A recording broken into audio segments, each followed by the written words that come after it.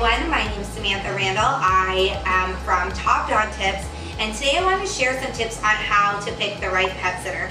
If you follow my videos, you know that we have 3 dogs and 6 cats and a house full of animal chaos. So I am asked this question a lot, not just from viewers, but also from family and friends. This time of year, especially with the holidays upon us, a lot of people are traveling. In the winter months, people plan a lot of vacations around their time off from work or breaks from school, whether it's college or if you have children in school. You know, we see a lot of people planning trips around those times. So I'm asked this question frequently, and today I wanted to share some tips that I give personally when people ask me this question. The first thing I always recommend is to ask for first-hand recommendations. If you have family or friends in your area, if you have neighbors that have pets, ask who they use. If they use a pet sitting service or if they use an independent pet sitter, ask for recommendations. That's the best way to get first-hand knowledge. People can tell you whether they use this person or a particular service and how it's gone for them, and that's a really great way to find somebody that you can trust right off the bat. If you don't have anybody in the area or nobody that you know uses a pet sitter, look online, look at websites as well as social media, and look for services or independent sitters who have recommendations from people in your area. So look for things like, people recommending them based on what they've actually done and services that are going to be similar to what you need. So like I mentioned, we have dogs and cats. So I'm going to look for a pet sitter with experience with both. I'm going to want somebody that comes to my house multiple times a day. If you have a pet on medication, look for a pet sitter who has experience with that and recommendations from people who will say, this person came to my home, they gave my pet medication, and everything was wonderful. So think about your needs, your pet's needs, and go based off that when you're looking for recommendations and reviews. Next, call and ask for an interview. This is something that should be completely normal and actually appreciated by the pet sitter that you're considering hiring. If there's a reason why they don't want to come for an interview, if they tell you that they don't have time for that, that's something that should be an instant red flag. Anybody that's looking for your business should be more than willing to do a brief interview, whether it's over the phone or a quick face-to-face. This initial interview can definitely be done over the phone, via Zoom, anything like that. It wouldn't be a problem. You do want to do a meet and greet with your pet, but it doesn't necessarily need to be the first interview. In this first interview, you're just looking for the really general questions. So you want to know, how long have they been in business? Do they have any special certifications or training? If you're looking for someone who, say, for example, is going to be giving medication to your pet, have they had experience with that in the past? Do you have experience with my pet's a breed or specific health needs? You know, maybe your dog doesn't need medication, but he has arthritis, and that's something that, needs care when they're getting up, moving around, going for daily walks. It's something that needs to be cared for. So you're going to ask questions like that of your pet sitter based on your needs and your pet's specific needs. Thinking about your needs and your pet's needs, you want to ask questions about that. Do you provide the services that I need? Maybe if you need administering medications, overnight care, if you need them to feed your dog or your cat, do they have experience doing the things that you need them to do? And do you have a backup plan in place if you're unable to care for my pets? If you're looking for a pet sitter while you're traveling, you're not going to be able to cancel your trip last minute because your pet sitter backed out. So you want to make sure that they have a backup plan in case they're ill or have to go out of town for an emergency or something like that.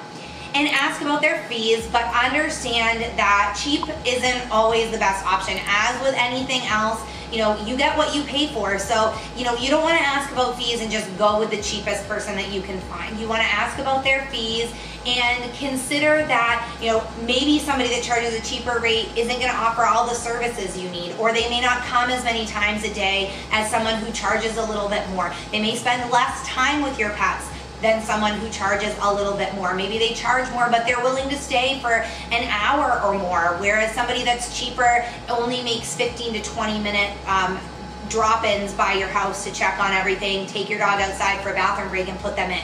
Maybe somebody who, it is charging a little bit more will take your dog for a walk, we'll go to the dog park, we'll spend a lot of quality time there with your pet. And to me, it's worth a higher fee to get those additional services. As I mentioned, you can do that brief interview, Zoom, over the phone, but you also want to set up, if it's somebody you're considering hiring, the first appointment should be a meet and greet that allows you and your pet to get to know the sitter. Do your pet and the sitter get along? Are they comfortable in your home? For example, I have multiple pets, so I'm not just checking to see if my dogs get along with them, I'm checking to see if they're going to be comfortable caring for my cats, and meeting the needs of my 3 dogs who all have unique needs. Does your pet seem comfortable around this person? And this is a big thing because a lot of times dogs and cats are sensitive to things that you may not necessarily pick up on in a first meet. So if your dog seems to be, for example, a little bit timid and shy when they're usually really excited and happy to meet people, something may be a little off, and that might be a red flag that you want to consider. So, is your pet comfortable? Do they, like Sadie, my chocolate lab, for example, gets really excited when she meets people, but after a few minutes, she settles right in and is usually quite comfortable with most people. So that's what I'm going to be looking for around a pet sitter, is that normal, typical behavior. My dog's comfortable, and I think everything's going to work out fine. You want to talk one-on-one with a person about specific needs and see their reaction. Are they surprised by a need? Do they seem uncomfortable?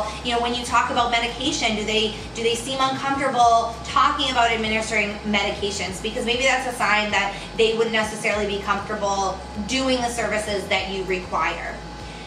And then, once you meet someone, you've done the initial interview, you've met them, everything seems great, you're gonna hire this person, that's not really where hiring a pet sitter ends. You have to understand and be comfortable with the fact, and make them comfortable with the fact, that just because you've chosen someone doesn't mean you have to stick with them. When you hire somebody initially, just let them know that there is a probationary period, that this isn't set in stone. Ask them to leave notes or text you during and after visits. Send pictures if possible. If you have home surveillance, a doorbell camera, or a pet camera in your home, just check in to make sure that they're showing up when they're supposed to and staying for the agreed upon time. This is a service that you're paying for, so you need to do your due diligence to make sure that you and your pet are getting what you're paying for. For some people, this sounds like you're going a step too far, but this is your right to do this, and it's something that you need to do in order to ensure that your pet's getting the care that they need. I also recommend they make little GPS trackers that can go on your dog's collar now. If you're asking somebody to take your pet for a walk, invest in one of those GPS trackers to make sure that the sitter's walking them and your dog's getting the daily exercise that they need. If they're just taking them out into your yard and putting them right back in, but you're paying them to go for a walk or take them to the dog park down the road every day, you want to make sure that that's actually happening. And you can't just trust people right off the bat to do that, unfortunately. So you need to take the steps to ensure that what's supposed to be happening is actually happening. Look for red flags, like if your pet's having accidents in the house, when they don't normally. If they're saying, yes, I'll provide you with notes, or I'll send you text messages, or I'll send you pictures, and they're not following through on that, that's a red flag. So, keep that in mind. And like I said, you need to understand, and the pet sitter needs to understand, that this isn't something that just because I hire you, you're my full-time pet sitter now. This is a probationary period. We'll see how things go in the beginning. And then, we can talk about a long-term arrangement after that if that's something that you're comfortable with.